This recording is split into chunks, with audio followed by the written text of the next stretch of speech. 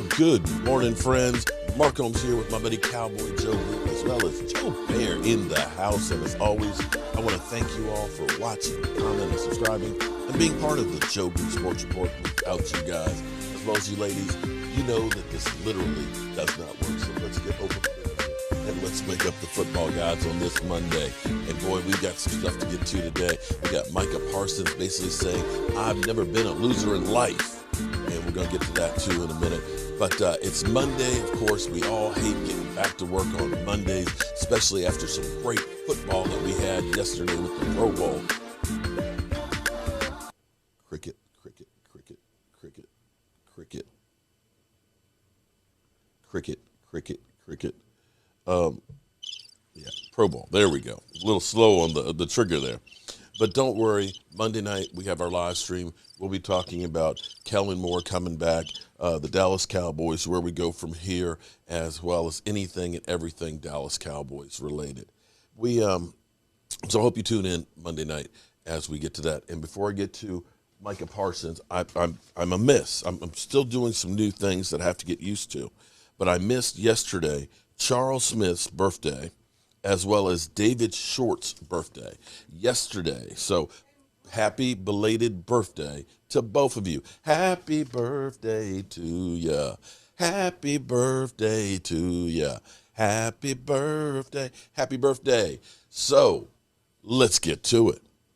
Micah Parsons yesterday went on to say, I've never been a loser in my life going to bet me into a Super Bowl. He's putting it out there that, hey, it's Super Bowl or bust. And I'm going to be working towards that every minute of the day. And you can look and say, this guy is now the leader, and this is now Micah Parsons' defense. This may be the dog and the person that we've been missing for a long time. You know, we've had D-Law has been, the de facto leader on the defense. From time to time, you've seen him really motivate people. I remember that game against the New Orleans Saints where nobody thought we had a chance other than me because I said the Cowboys will win. I literally said we'd win. And D-Law went on to say, it's hard to play great when you get punched in the mouth. And that was one of the best games of that defense there. But the thing was, it's never been sustained with the leadership of D-Law. Before that, you could say Sean Lee. Sean Lee was that quiet leader who led by example on the field. Problem was that Sean Lee wasn't on the field. Before that, you could say D-Ware. But we haven't had that guy that really just fires everybody up. That Charles Haley guy that's a little bit crazy. Okay, let's be honest now. Charles is a lot crazy. Lovable now, but crazy. You need a dog that you have to worry about disappointing more than getting beat by the guy out there. You have more fear of that guy, and this guy is on a mission. And this is what he had to say. We're going to bring a Super Bowl back to Dallas. Man, that's been in the back of my mind since I stepped into this league, Parsons told Todd Archer. It's sad we went out bad the way we did, but the opportunity and potential is still there. We've got to take advantage of it next year. I think we have all the right pieces, and we're going to keep getting smart pieces this year that will take it from there. But I'm telling you, I ain't never been a loser in my life. I've always been a winner, and I'm going to bet me into a Super Bowl. I just don't know when and how, but I know it is my plan and God's plan for me to be in a Super Bowl. Sound like a man on a mission to me. And for a guy who's had 84 tackles, 13 sacks, and was a one-man wrecking crew, and I dare say between him and Dan Quinn, the only reason that this defense really turned around. You couldn't look at our defense going into the season and saying, yeah, we're going to be a top 10 defense in scoring. We're going to take the ball away more than anybody else. We're going to give extra opportunities. We're going to score on defense. You did not say that last year. And I would dare say, don't bet against Micah Parsons doing just that. And that's the kind of players that the Dallas Cowboy needs. So many times you feel like when you watch the Cowboys play, I don't want to insult. I don't want to disrespect. But, you feel like you're going to church, You got to make sure you don't say the wrong thing, and you got to be toned down a little bit. Going to church, it's Sunday. Instead, the other guys,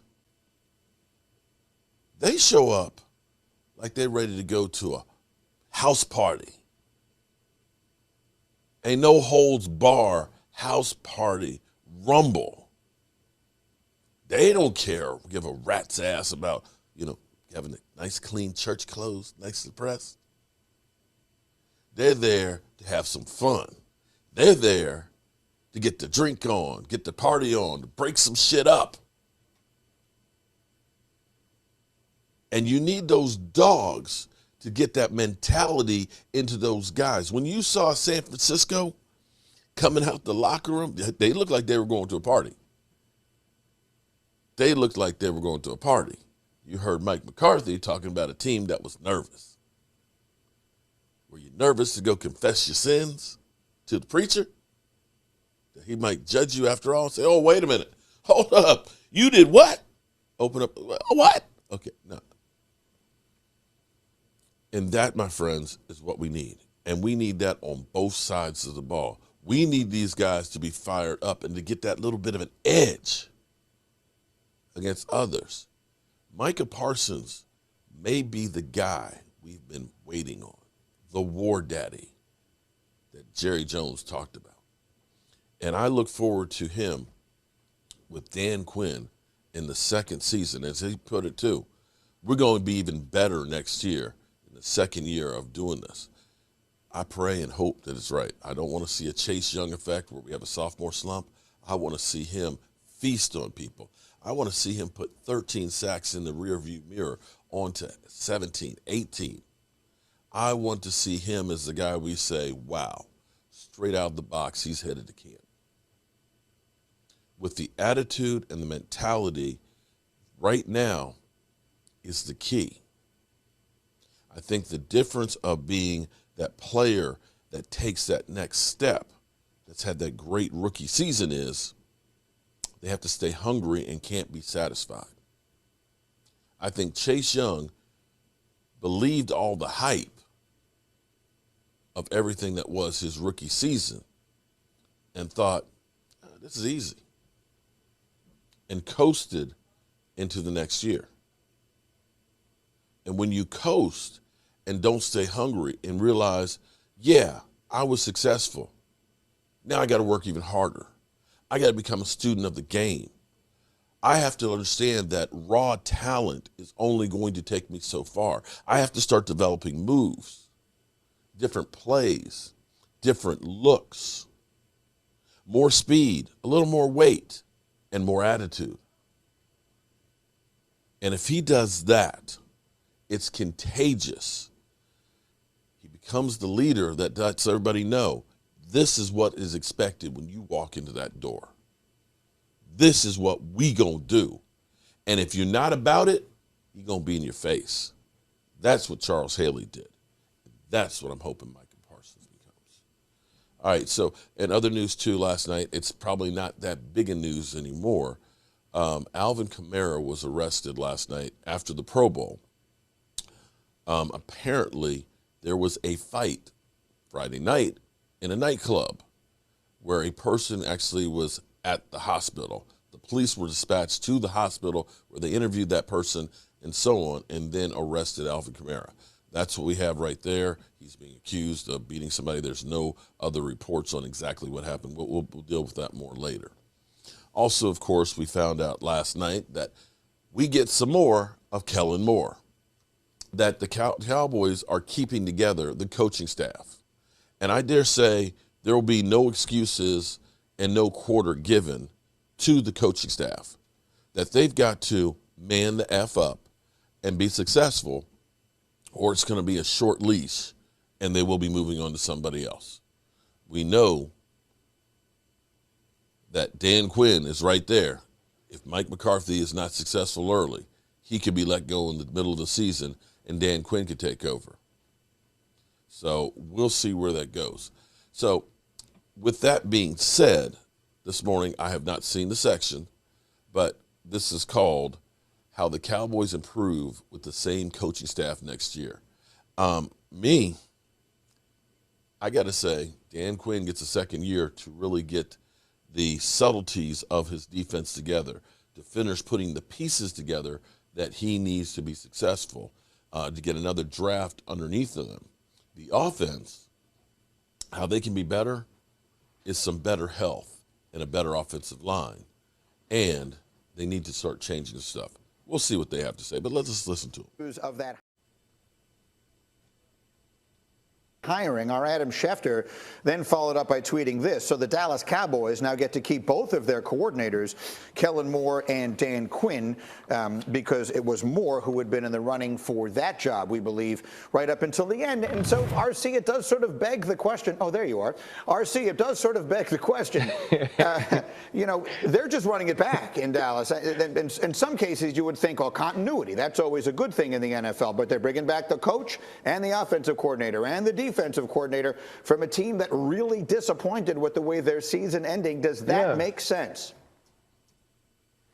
I mean, it makes sense if you believe in those people. But it doesn't make sense if the only reason you believe in some of those people is because other people like them. Because just because Kellen Moore has gone on all these different interviews, are you truly evaluating what he was as an offensive coach? Are you evaluating the progression of the Dallas Cowboys throughout the season? And you already know how I feel about Mike McCarthy, so I won't go back to that. What I'll go to is, where do the Dallas Cowboys get better? Where do they get new ideas from? Obviously, the defense is evolving, and the defense doesn't have the type of high-priced players on it that the offense does. And so if you're going to have the Tyron Smiths and the Zach Martins and the Dak Prescott, CDs, Amari, just to name a few, if you're going to have all of these guys, how do we get them to play better doing the exact same thing over again? And so is Kellen Moore going to evolve? Is Kellen Moore going to get more creative? And is Mike McCarthy going to allow him to? And so where in a lot of cases running it back makes a ton of sense and you get to have continuity, you get to have consistency, where are these guys going to improve and help their players improve that this makes more sense? To me, it's cool and it's all fun and we can brag about it if we're Jerry, but it doesn't make sense if they don't change. Danny? Yeah, Mike McCarthy will have the most amount of pressure on him out of anybody in the NFL next season. Yep. And it's not even close.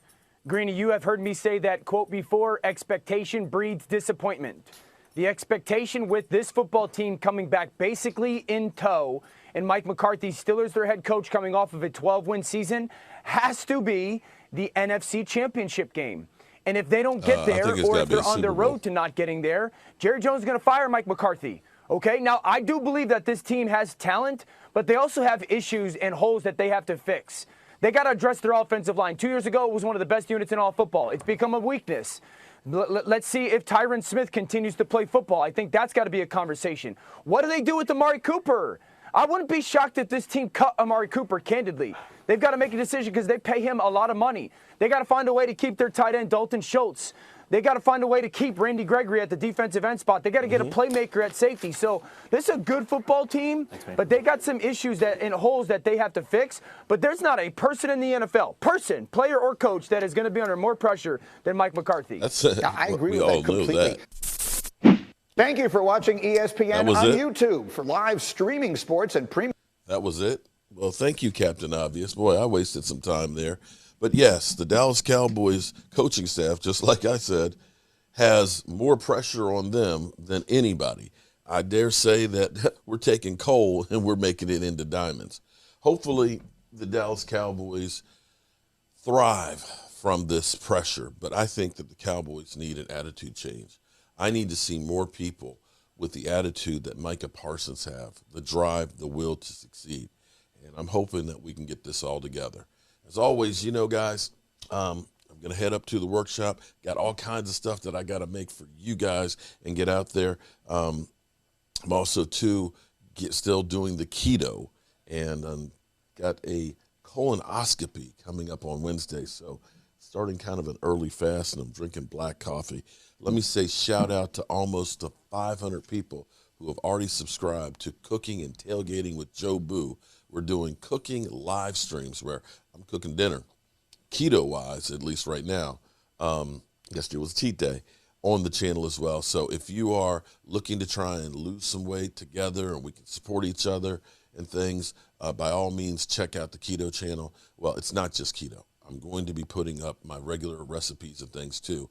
So if you're doing keto, you can follow, or if you just want to learn some different things to cook and all that, we can definitely work on this together. But with that being said, it's time for me to get up on out of here. You know how we roll.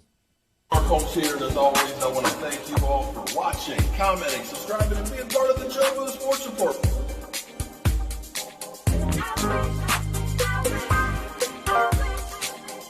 You did one hell of a job, and the only thing else I got to say is